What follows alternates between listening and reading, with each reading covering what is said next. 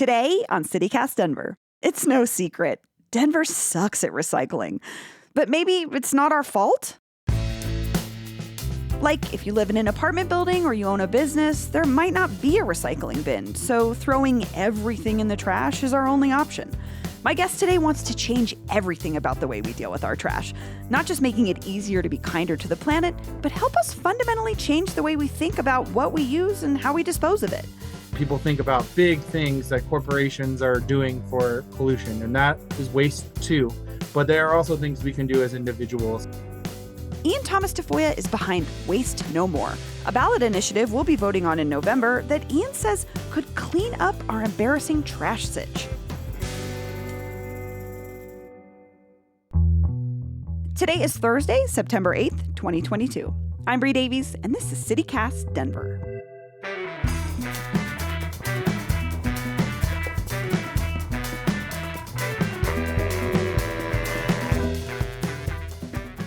Ian Thomas Tafoya, welcome back to CityCast Denver.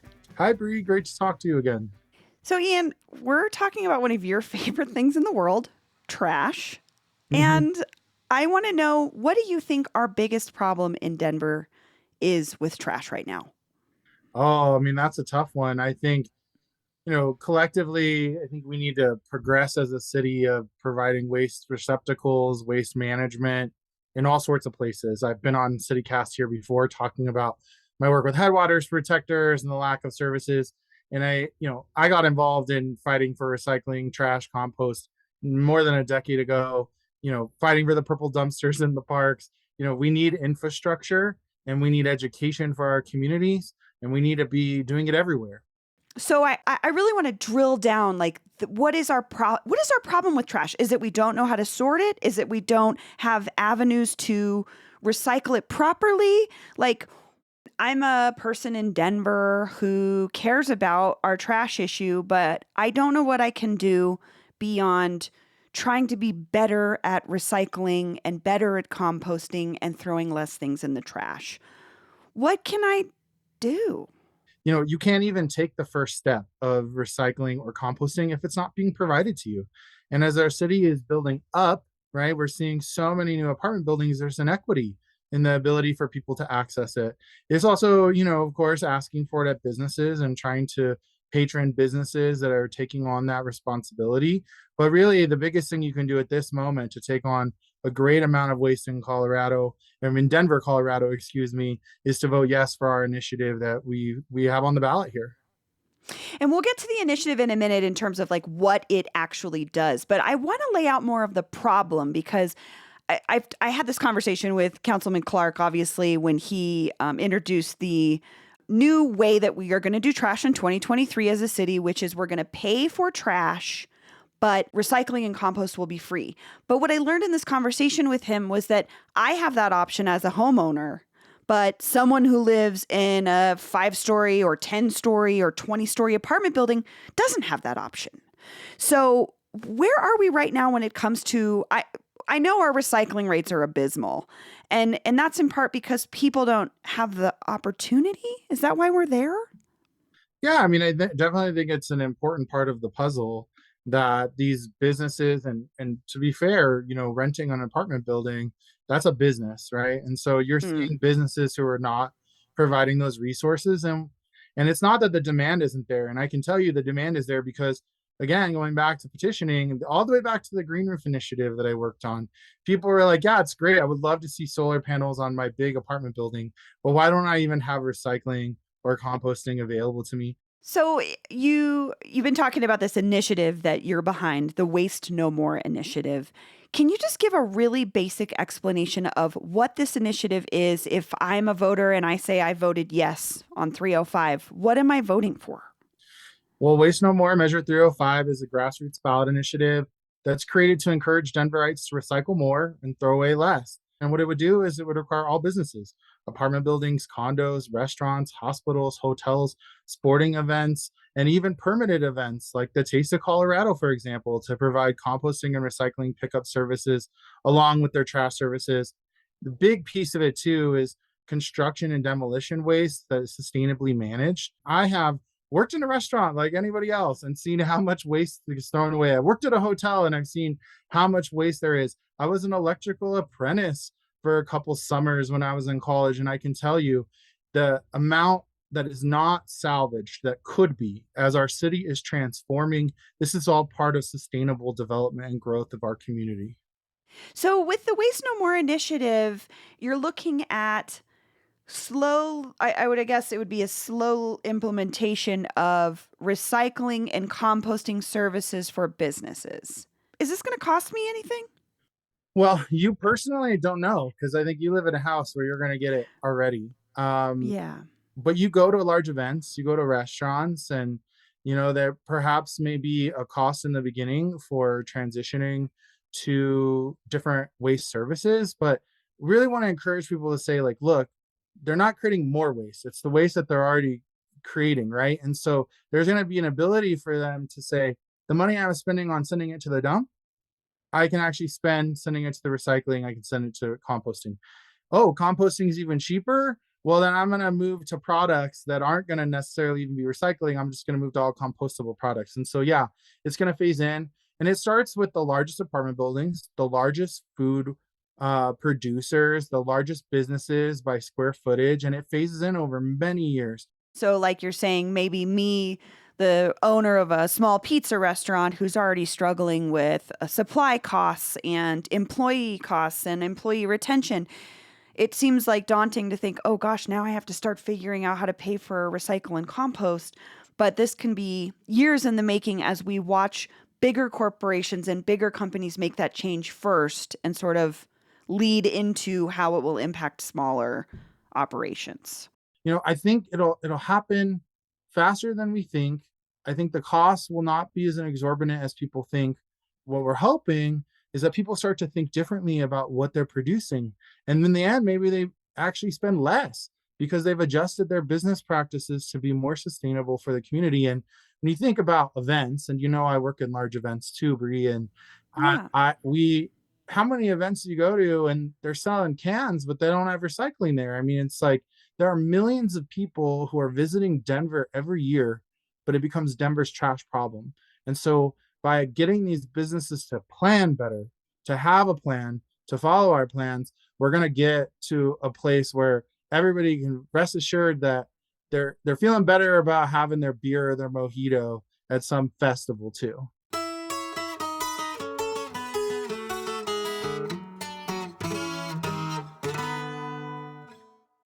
Are you still quoting 30-year-old movies? Have you said cool beans in the past 90 days? Do you think Discover isn't widely accepted? If this sounds like you, you're stuck in the past. Discover is accepted at 99% of places that take credit cards nationwide. And every time you make a purchase with your card, you automatically earn cash back. Welcome to the now. It pays to Discover. Learn more at discover.com/credit card, based on the February 2024 Nielsen report. So you mentioned these aspects and instances in your life where you saw waste. Um, what started your interest in dealing with trash? Why do you care so much about trash? Well, well, first of all, and I think we've talked about this before, my birthday's Earth Day. And so Right. I've always been involved in kind of initiatives. And, my day job now, I do environmental justice work. And there is a difference between environmental justice work and taking on polluters and just kind of environmental work like bike lanes, food justice and food access, and waste management. And, growing up in Denver, I'm not going to say there was never any litter, but watching it grow is why I've taken on so many initiatives. And what I say is let's put the infrastructure in place and educate people so that they can make the right choice. And then we also probably have to hire some people to go out and keep it clean. But seriously, Ian, like I don't know anyone else who has spent more time working with and thinking about trash than you. How did you get so deep into our trash problem?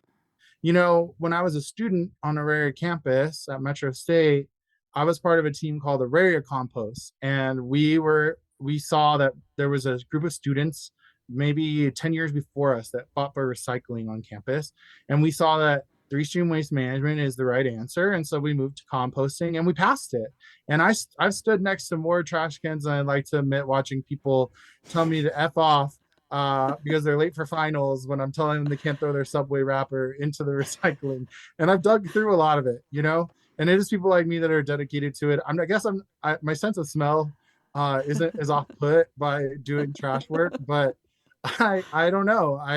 It just, when you start with trash and you start with keeping your community clean, it's a great place to start to build Mm, pride into your community and to tackle the bigger issues, right? I mean, it's been so many years, like I said, decades that we haven't made progress on this. It's like, let's get this done. Let's start moving on to the bigger pieces, right? How are we going to get fair electrification for people? How are we going to take on the heat island effect that's resulting from the climate action and its inequities that are impacting communities across Denver and communities across the country? And so for me, I guess Earth Day, I guess, would be the real reason, because reduce, reuse, recycle was a massive campaign in the 1990s.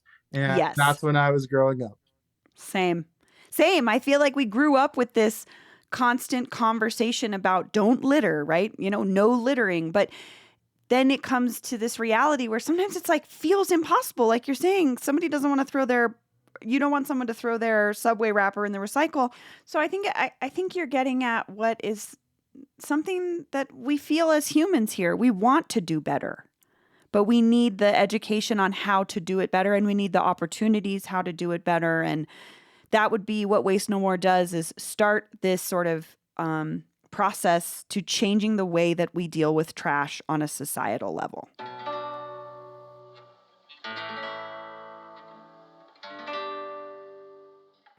So, Ian, you're running for mayor, Yeah. and I I know I know you, and I know the issues you work on, and we've talked to you a couple times. But I'm thinking about someone who's tuning into this for the first time. Why should they vote for you as mayor? Well, I think the thing that I'd like people to see, well, first of all, go visit my website, right? tafoyafordenver.com. You can see our issues: regional cooperation, environment, housing, public health and safety. I hope that people recognize that I have a track record of doing the work and bringing people together. That is what I would like to see in a leader. I have a strong track record of our work making real lasting impact. And you can see that by the awards for the work we've done: Regional Air Quality Council, the Regional Council of Governments, Recycle Colorado. All of those awards that I've received and the work is because I'm a hard worker.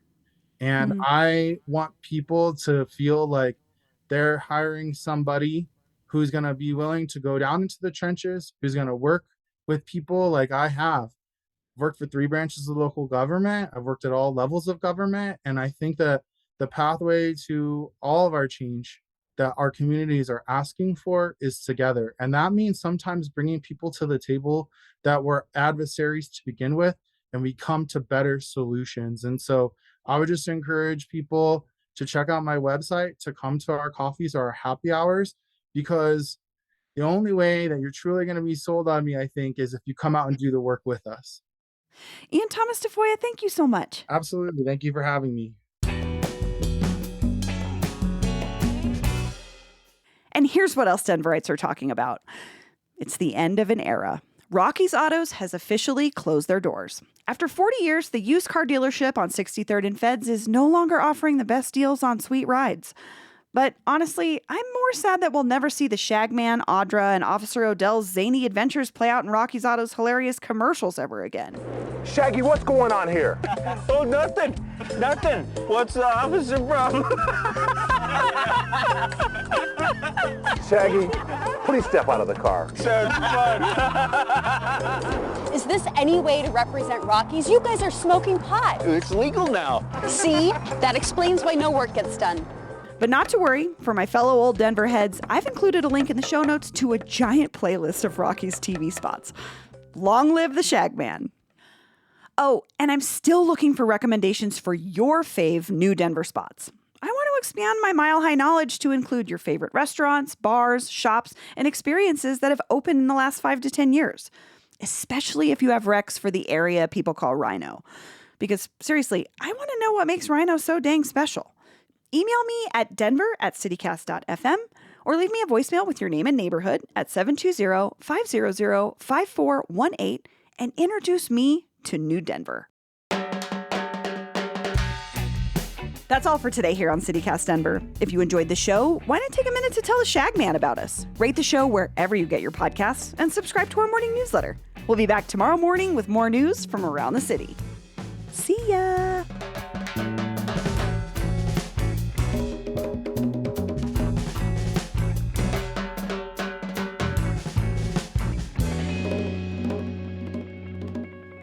Long live the Shagman. He doesn't have like a tagline. I wish he did, but. Wow, man. It's smoking deals only at Rocky's Autos, dude. 63rd and Federal.